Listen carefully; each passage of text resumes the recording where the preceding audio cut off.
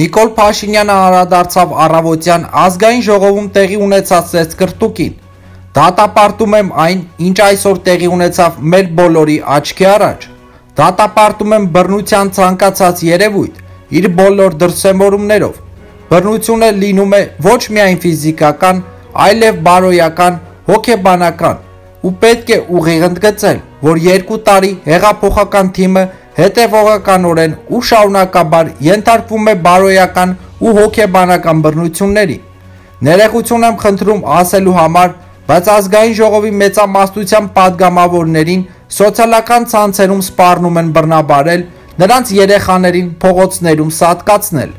Ամենավերջին ստահոդ տեղեկություններն են տարածում ազգային ժողովի Իմ քայլը խմբակցության падգամավորների վերաբերյալ։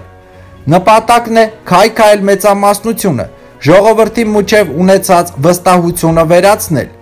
Երեկ ԼՀԿ-ի ղեկավարը ինձ հրավիրել է սուրճ խմելու, ընդունել եմ այն եւ ուղիղ ասել եմ, որ այո, պարոն Մարուկյան, մենք բոլորս ունենք հիմքեր կասկածելու, որ դուք ձեր գործունեությունը այս ողջ հոգեբանական, բարոյական, ֆիզիկական բռնությունները գլխավոր պլանի անբաժանելի մասն են։ Երբ ամբիոնից իջնում էր ու ընթանում էր դեպի Սասուն Միքայելյան, ինչի համար էր գնում, քաղաքական երկխոսություն ծավալելու, կամ որտեղից վստահություն, որ Միքայելյանը ուղակի վրդովմունքը իր ձևով արտահայտելով դուրս չէր գալու դահլիճից։ Տեղի ունեցածը այլ կերպ, քան քստմնելի սադրանք չեմ կարող անվանել, ասաց վարչապետը։ Այս ամբիոնից էր այդ նույն մարդը ասում, պադյեզներում մեզ ծեծելու եք, նրանք ուզում են մեզ դարձնել իրենց պադյեզներում ծեծողներ, շեղել մեր արժանինքներից, հանել հավասարակշռությունից ու այո, այսօր Հայաստանի Հանրապետությունում հաստատված է բացառիկ իրավիճակ, երբ իշխանությունը ամեն օր դառնում է բռնության զոհ սերժական քոչարյանական հանցավոր բանդայի ու նրանց սպասարկումների կողմից, հավելեց Փաշինյանը, նյութի աղբյուր Մամուլեյեմ։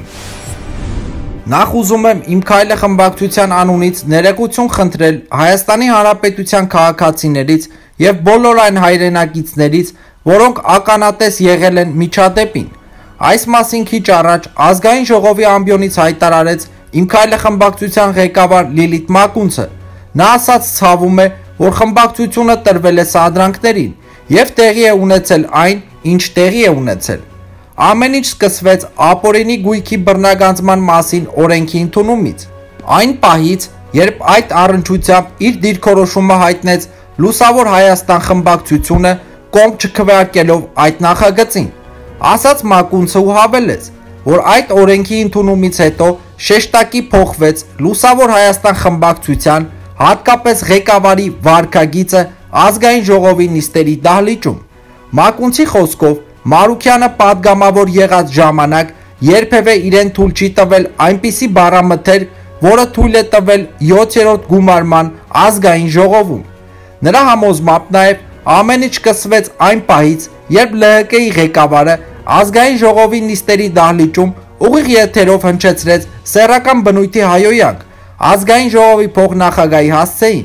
եւ դրան չհետևեցին ներողություն ոչ փոխնախագահի նկատմամբ, ոչ падգամավորների, ոչ Հայաստանի Հանրապետության քաղաքացիների։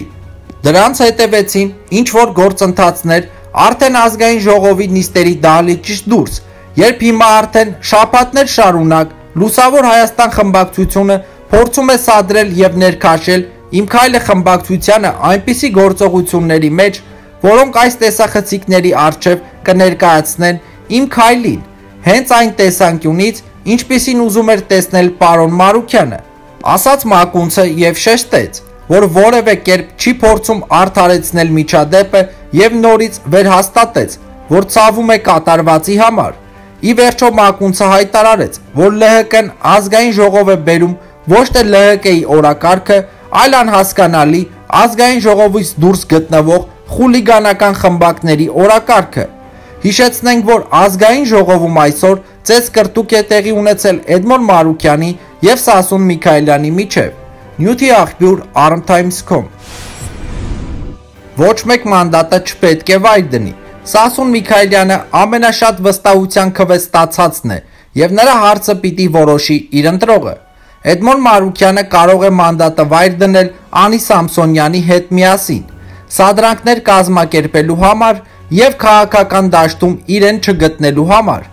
Այսօր ազգային ժողովում տեղի ունեցած միջադեպի հետ կապված քննարկումից հետո լրագրողների հարցերին ի պատասխան ասաց ազգային ժողովի փոխնախագահ Ալեն Սիմոնյանը։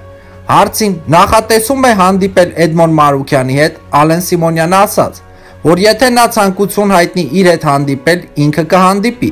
բայց ես կարծում եմ, որ նա նախ եւ առաջ Անի Սամսոնյանի հետ միասին պետք է Հայաստանի Հանրապետության քաղաքացիներից ներողություն խնդրի, հետո ինձնից, այն մակարդակի համար, որ իրենք խորհրդարանը իջեցրեցին մի քանի օր առաջ եւ այսօր, իսկ մեր մեղքը նրա մեջ է, որ ցավոք սրտի այդ սադրանքներին տրվեցինք, ասաց Ալեն Սիմոնյանը։ Նյութի աղբյուր Մամուլեյ։